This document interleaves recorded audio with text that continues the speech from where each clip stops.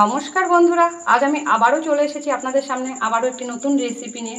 আজকে আমি সম্পূর্ণ একটা ইউনিক রেসিপি নিয়ে এসেছি। সামনেই জন্মাষ্টমী, আর এই জন্মাষ্টমীর কথা মাথায় রেখে আজকে আমি এই রেসিপিটা নিয়ে এসেছি। তো চলুন দেখি কিভাবে বানানো যায় এই ইউনিক রেসিপিটি। তো এর জন্য আমার তাল লাগবে। দেখুন আমি একটা তাল নিয়ে এসেছি। এবার তালের খোসাগুলো আমায় ছাড়িয়ে নিতে হবে, তাল থেকে পাল্পগুলো বার করে নিতে হবে। তো আগে এটা ছাড়িয়ে নেব। আমি একটা থালার উপরে নিয়ে নিলাম। এবার এর উপরে আঁশ থাকে, আপনারা তো সবাই জানেন, এই যে এরকম আঁশগুলো ছাড়িয়ে নিতে হবে। তো দেখুন আমার ছাড়ানো হয়ে গেছে। এবার এটাকে আমি বার করে নেবো। একটা তালে 3টে করে আঁটি থাকে, দেখুন আঁটি 3টে বার করে নিয়েছি। এই তাল গোলাটা খুব সমস্যার ব্যাপার। এবার তালের এগুলোকে একটু সামান্য করে জল দিতে হবে হাতের উপরে, আর এগুলোকে একটু হাত দিয়ে এভাবে প্রেশার ক্রিয়েট করে নরম করে নিতে হবে। তালের এই পাল্প বের করা সত্যি খুব ঝামেলা। তো দেখুন এগুলো আমি একটু জল দিয়ে নরম করে নিয়েছি। এবার পাল্পগুলো আমায় বার করতে হবে। তো আমি আগে দুটো আঁটি সরিয়ে দিলাম। এবার এই আঁটিটা নিয়ে নিলাম। আর এখানে দেখুন আমি একটা ফুটো থালা নিয়ে নিয়েছি। এই থালা দিয়ে কিন্তু খুব সুন্দর পাল্প বেরোয়। তো কিছুই করতে হবে না, থালাটা জাস্ট এর উপরে আমি বসিয়ে দিলাম।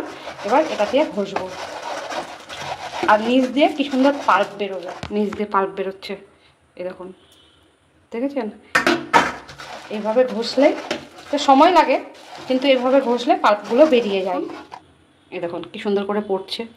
তো আমি এইভাবেই সবগুলো আগে পাল্পগুলো বের করে নিয়ে তারপরে আমি আপনাদের সাথে আবার আসবো। তো দেখুন আমার মোটামুটি গোলা হয়ে গেছে। তালটা আমি মোটামুটি আমার তালের পাল্পগুলো বার করা হয়ে গেছে। বাটির মধ্যেও ঢেলে রেখেছি। এবার এগুলো আমি এক জায়গায় করে নেবো। আর এগুলো সব বাটির মধ্যে নিয়ে নেব। এটা আপাতত সাইডে সরিয়ে রাখবো। তো আমার সন্ধ্যা লেগে গেছে, আমি সন্ধ্যা পুজো করে এসে তারপরে আমি নেক্সট পার্টটা করব। এটা তো আমার এত লাগবে না, অর্ধেকটা লাগবে। তো আমি এটা একটা বাটির মধ্যে নিয়ে নেব। আমি এইটুকু নিয়ে নিলাম। তো এটা আমায় জাল করে নিতে হবে। আমি গ্যাসের ওপরে বসিয়ে দিলাম। এটা খুব বেশি জাল করতে হবে না, জাস্ট একটু জাল করতে হবে, ওই জন্য আমি বাটিতেই করে নিলাম। তো দেখুন এটা কতটা ঘন হয়ে গেছে, আমার জাল করা হয়ে গেছে। আমি প্রায় 10 মিনিট ধরে এটাকে জাল করলাম লো টু মিডিয়াম আছে।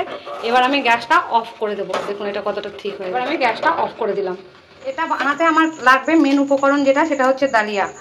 তো আমি এখানে মেপে নেব। আমি এক বাটি ডালিয়া নিয়ে নিয়েছি। এবার ডালিয়াটাকে ভালো করে আমায় ওয়াশ করে নিতে হবে। কিছু ড্রাই ফ্রুটস লাগবে। তো আমি এখানে নিয়ে নিয়েছি কাজু আর কিশমিশ। আপনারা চাইলে আমন্ডও নিতে পারেন, আবার পেস্তাও নিতে পারেন। কড়াই বসিয়ে দিয়েছি, কড়াইয়ের মধ্যে দিয়ে দেবো ঘি। আমি কাজু আর কিশমিশগুলো ভেজে নেব। কিশমিশগুলোও দিয়ে দেবো। কাজু বেশি ভাজবেন না, জাস্ট হালকা কালারটা চেঞ্জ হলে তুলে নেবেন।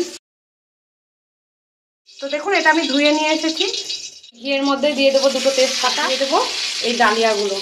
তো জল চিপে চিপে দেবেন, ভেতরে জল থাকতে পারে, জলটা চিপে চিপে দেবেন। এবার এটা আমি ভালো করে ভেজে নেব।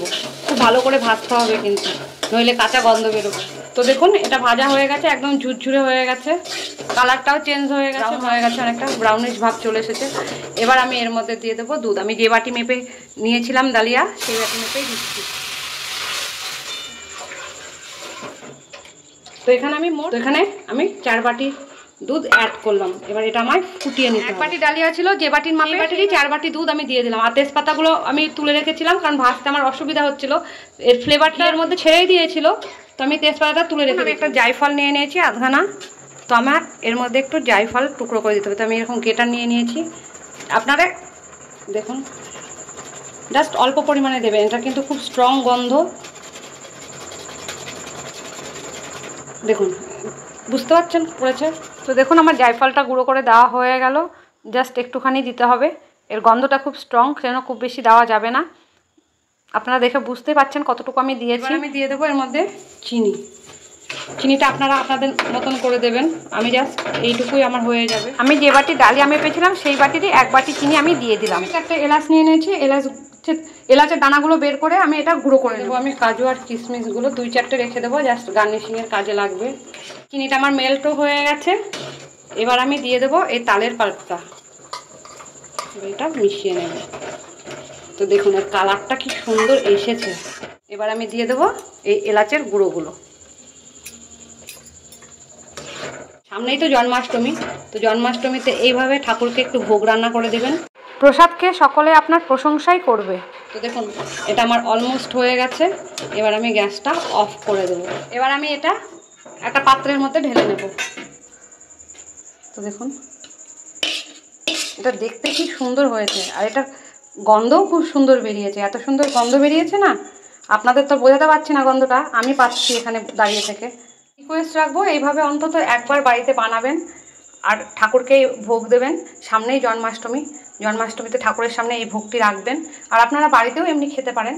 তো এবার এটাকে আমি সাজাবো, তো আপনারা আপনাদের মতন করে সাজাবেন, আমি আমার মতন করে সাজিয়ে দেব, তাহলে দেখতে ভালো লাগবে। ওপর থেকে আমি দিয়ে দিচ্ছি এই কুচনো চেরি, দেখতে খুব সুন্দর লাগবে, দেখুন দেখতে কি সুন্দর লাগছে। আর দিয়ে দেবো কয়েকটা কাজু,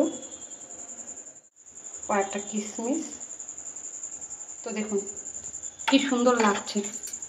তো ভিডিওটা তখন দেখার জন্য অনেক অনেক ধন্যবাদ। ভিডিওটাকে অনেক অনেক করে লাইক করুন, শেয়ার করুন, আর এই চ্যানেলটিকে সাবস্ক্রাইব করে রাখুন, যাতে আগামী ভিডিওগুলো আপনারা খুব সহজে আর তাড়াতাড়ি পেয়ে যান। তো আমি আবারও আপনাদের কাছে অনুরোধ রাখছি, তালের এই মরশুমে এই রেসিপিটা অন্তত একবার বানান আর পরিবারের সকলে মিলে এটি এনজয় করুন। তো ভিডিওটা এই পর্যন্তই, দেখা হবে নেক্সট ভিডিওতে, ততক্ষণে টাটা।